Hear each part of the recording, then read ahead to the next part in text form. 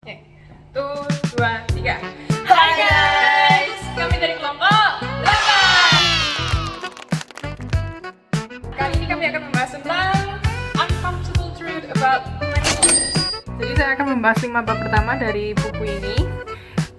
Sedikit konteks, buku ini sangat approach-nya philosophical. Jadi dia bukan yang memberikan kita tips-tips mutlak untuk menjadi kaya, itu tidak. Dia lebih menceritakan dari perspektif pengalaman hidup dia. Jadi apa yang dia alami, apa yang dia pelajari dari orang-orang sekitar kita, dari orang tua dia, dari orang-orang sukses di sekitar dia, orang-orang kaya di sekitar dia, bos-bos dia, kolega dia, teman dia.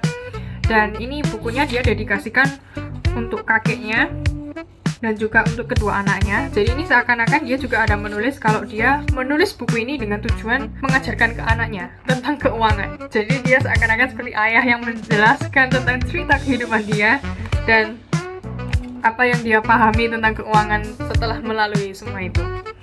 Jadi di bab pertama, terkurung. Dia membahas bagaimana uang itu adalah kurungan dan kita harus bisa mempunyai strategi untuk hidup di dalamnya. Dan ini diawali dengan bagaimana dia mulai sadar mulai aware ya tentang keuangan dia. Itu ketika dia tinggal di Moskow bersama istri dan anak pertamanya di satu apartemen dengan satu kamar tidur. Dia tidur di dapur dengan istrinya dan anak pertamanya yang meniduri kamar tidurnya. Dan dia sadar juga di gedung itu, apartemen itu, banyak tikus. Dan dia mengamati hal ini dengan cukup lama. Jadi dia mulai sadar dia ingin hal yang lebih baik. Dia mau hal yang lebih baik, dia mau bisa menyediakan lebih baik untuk keluarganya, lebih layak. Jadi dia mulai memikirkan tentang keuangan. Dan kemudian dia bab 2 ini disrupsi ya. Setelah tahu kalau misalnya keuangan itu apa untuk kita, uang itu apa, tujuan kita itu apa, dan bagaimana uang bisa membantu kita, dia juga masuk ke disrupsi. Jadi dia terus terang saja mengatakan banyak disrupsi di kehidupan kita yang kita tidak bisa prediksi, dan dia menekankan pentingnya untuk bisa berpikiran jernih. Jadi kita tidak mengambil keputusan irasional dan kita bisa tetap mengantisipasi hal kedepannya dengan baik. Dan disrupsi ini contohnya dia kasih banyak hal ya, disrupsi seperti COVID-19 kemarin, kemudian disrupsi di industri, jadi creative destruction seperti AI, bagaimana itu telah merubah banyak lapangan kerja di sana. Jadi dia mengatakan pentingnya kita ini menyadari, mengantisipasi, mempelajari disrupsi ini, dan mungkin juga mempelajari dari apa yang telah terjadi di masa lalu. Dia mention tentang Uni Soviet, tentang Cina, Tiongkok 49, Asia 98, dan bagaimana dia juga belajar dari hal itu. Dan ketiga, dia mengatakan tentang pendapatan. Jadi pendapatan ini sangat penting ya. Jadi dia terus terang saja menekankan apa yang bisa kita tawarkan itu kita harus ketahui, sangat penting. Kemudian kebutuhan kita, minimum itu berapa, kita harus tetapkan batasannya. Dan dia juga menggunakan spreadsheet 10-an tahun untuk keep tracks of it.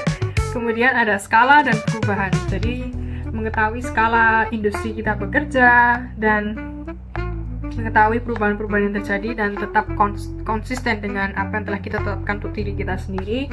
Kemudian harga ini untuk semuanya. Jadi apa yang kita terima atas pekerjaan yang kita lakukan, gaji, kemudian apa yang kita telah bayarkan untuk konsumsi, dan apa yang telah kita bayarkan untuk kita tabung.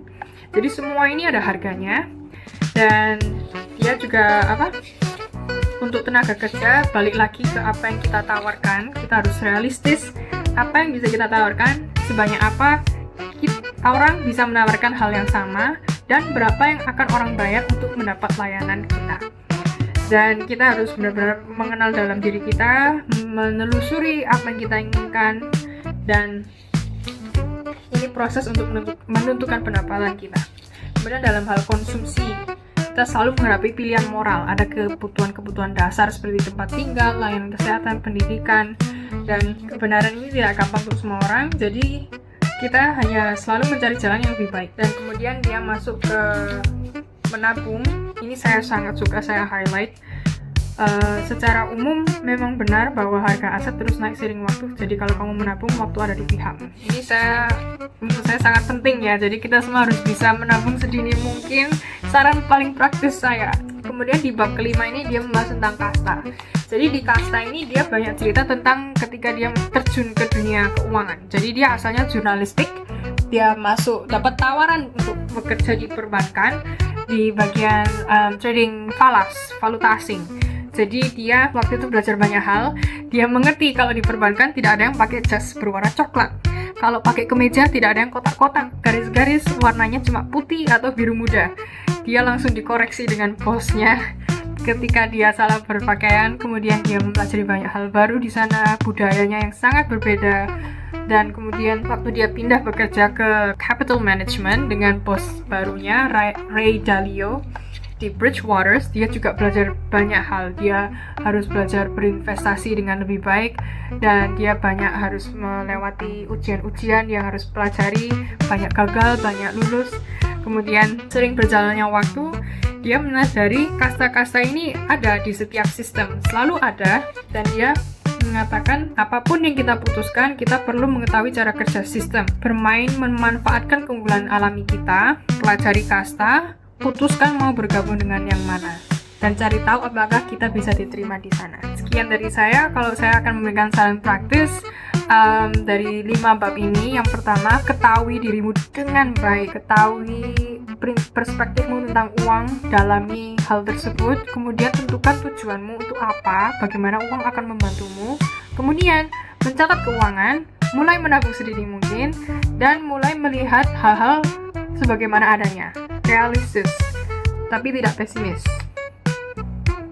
Hai, aku mau ngelanjutin review dimana aku mungkin lebih spesifik lagi di bab 6 sampai ke bab 10.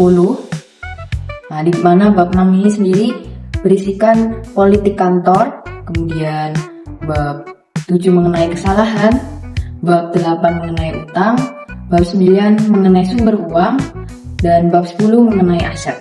Nah, mungkin aku bakal highlight apa aja yang aku dapat dari per bab ini. Jadi dalam bab 6 tentang politik kantor, di sini aku dapat belajar bergaul, berorganisasi, menempatkan diri, dan juga bagaimana kita biar tidak ditindas atau kalau bahasa sekarang tuh kayak senggol-senggolan dalam suatu organisasi atau kelompok, atau mungkin nanti kedepannya dalam bekerja gitu. Ini sangat dekat banget sama kita tentang organisasi, gimana lika-liku dinamika dalam organisasi itu kayak gimana. Kemudian kita bahas bab 7 tentang kesalahan.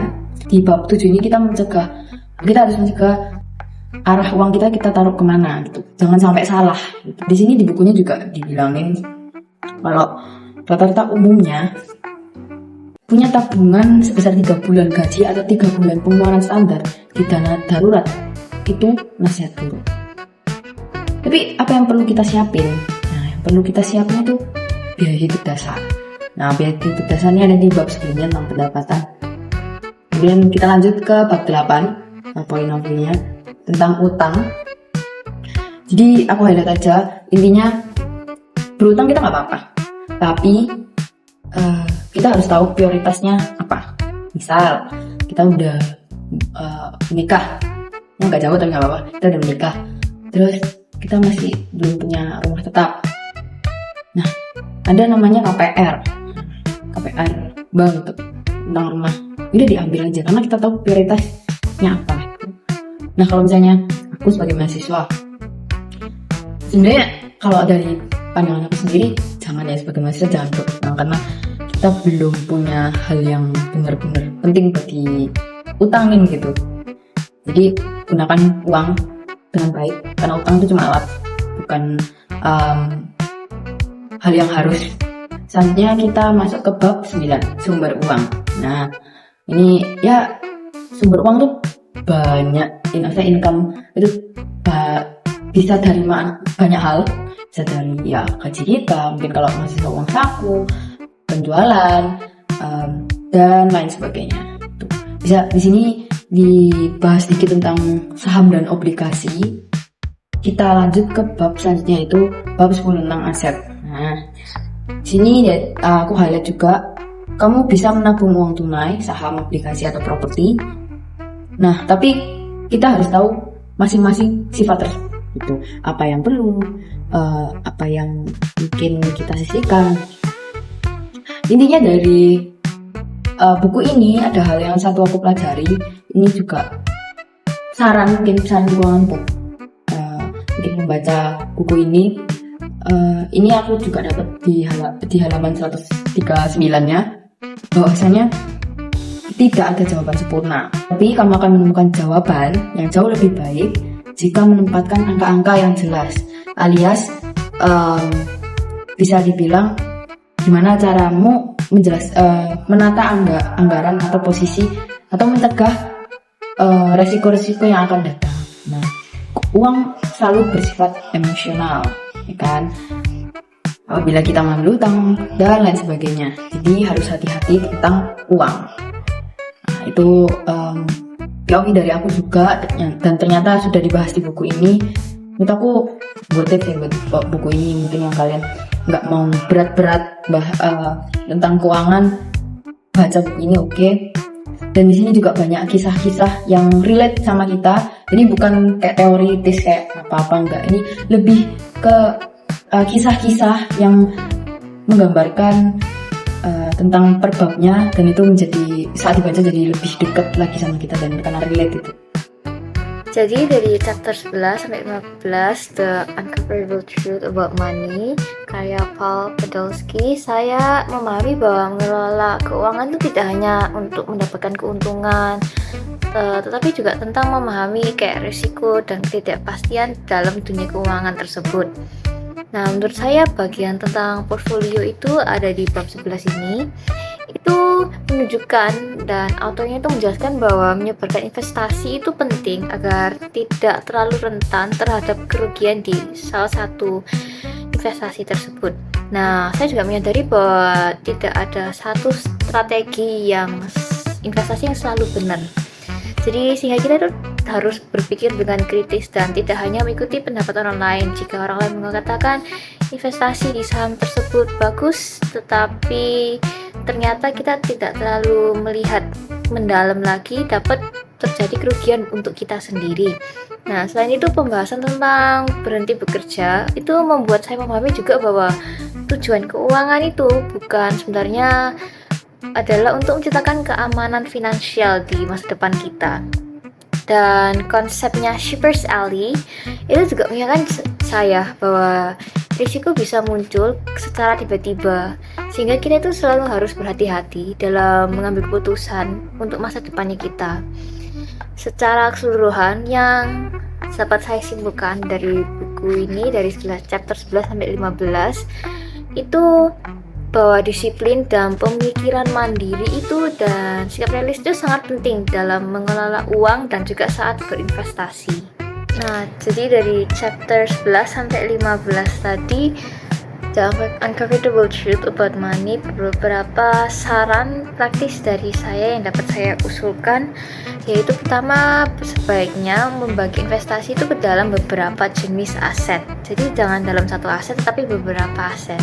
Jadi ketika satu aset itu terjadi kerugian, aset tersebut dapat ditutupi oleh aset berikutnya atau aset yang lain yang kita investasikan. Nah, agar yaitu supaya risikonya tidak terlalu besar. Nah, kedua, ada penting untuk tidak langsung mengikuti strategi investasi orang lain.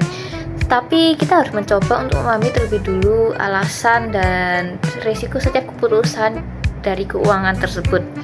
Ketiga, kita perlu juga mulai merencanakan keuangan jangka panjang sejak dini, termasuk menyiapkan tabungan atau investasi untuk masa ketika kita itu sudah tidak bekerja lagi dan kita masih ada tabungan yang dari sebelumnya investasi kita.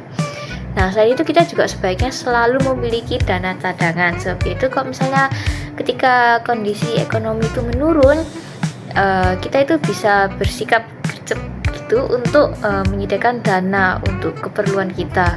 Dan yang paling terakhir itu penting untuk bersikap disiplin dan realistis dalam mengelola uang, serta jangan selalu percaya bahwa kita dapat memprediksi pasar dengan sempurna. Sekian review kami. Bye.